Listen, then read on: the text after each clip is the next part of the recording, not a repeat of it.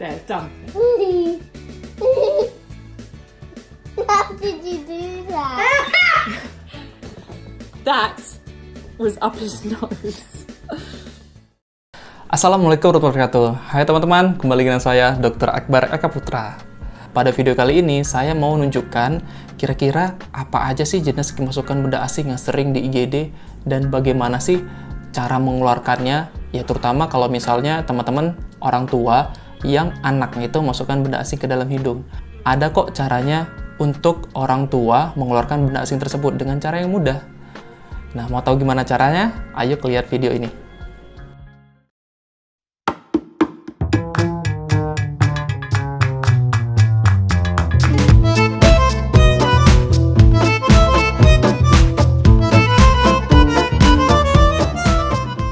Nah, sebelum kita masuk ke inti poin masalahnya, saya tuh harus ngejelasin dulu.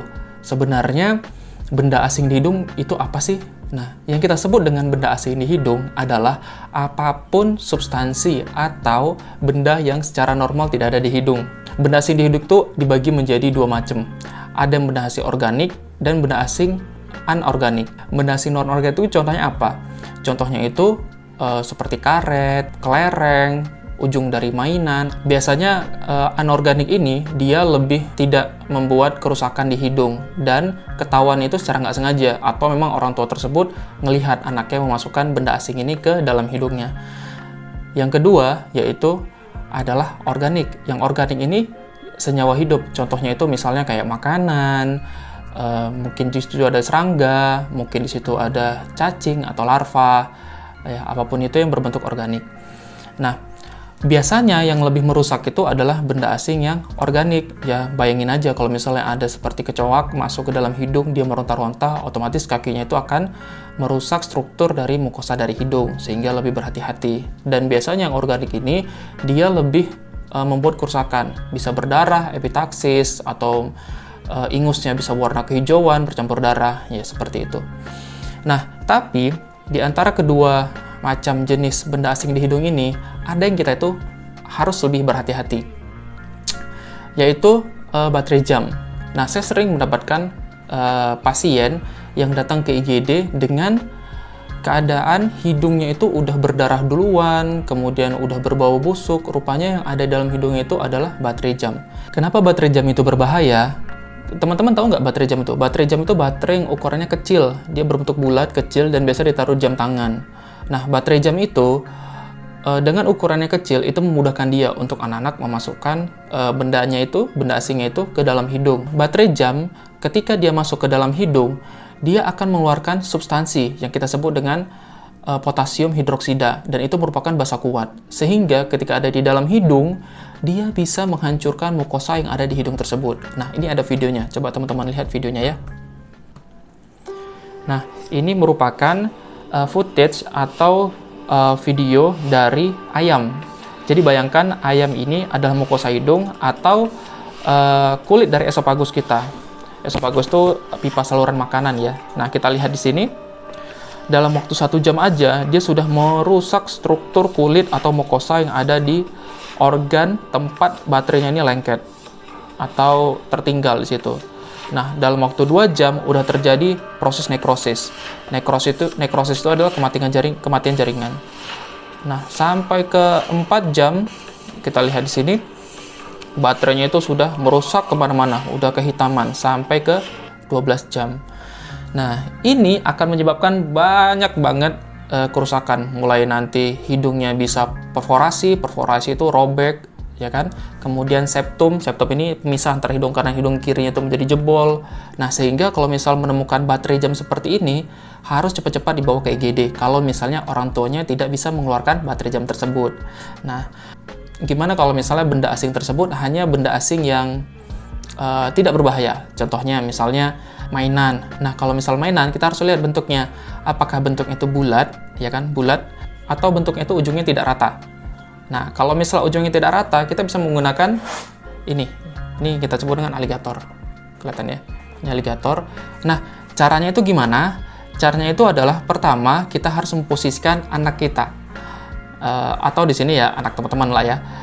Posisi itu gimana? Posisi itu pertama duduk dengan kaki itu kita apit. tangan kita, salah satu tangan kita memegang kedua tangannya, dan tangan yang satu lagi memegang kepalanya.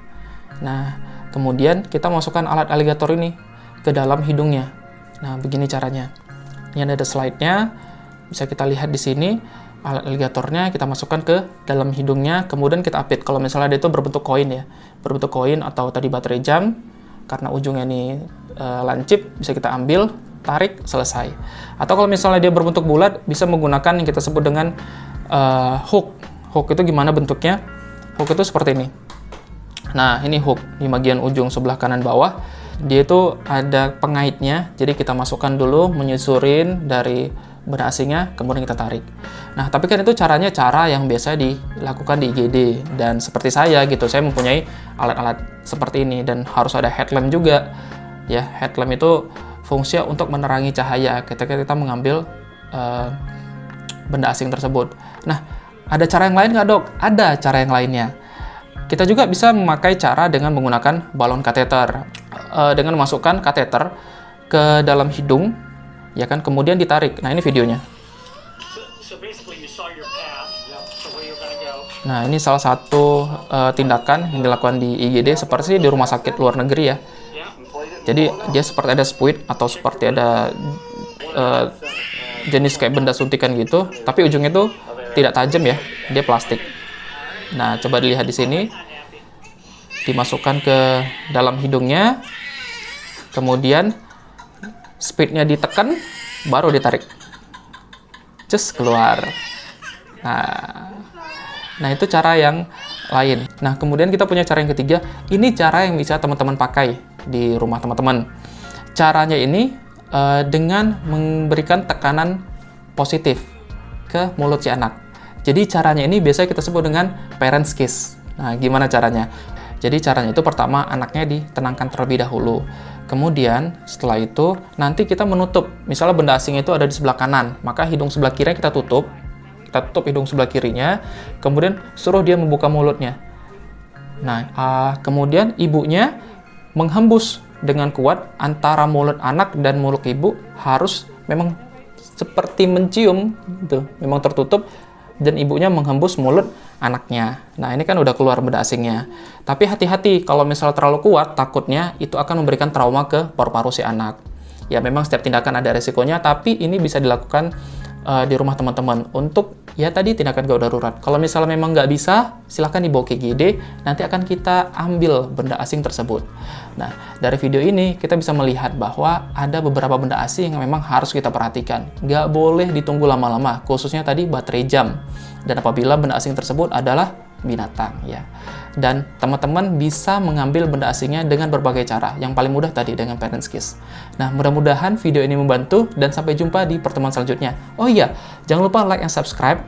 Dan apabila teman-teman mau mendapatkan video edukasi yang lainnya, silakan tulis di komen kita mau bahas tentang apa. Nanti akan kita bahas dan akan kita jelaskan tips and triknya bagaimana cara mengobatinya di rumah. Oke, terima kasih. Sampai jumpa di pertemuan selanjutnya. Assalamualaikum warahmatullahi wabarakatuh. Dah.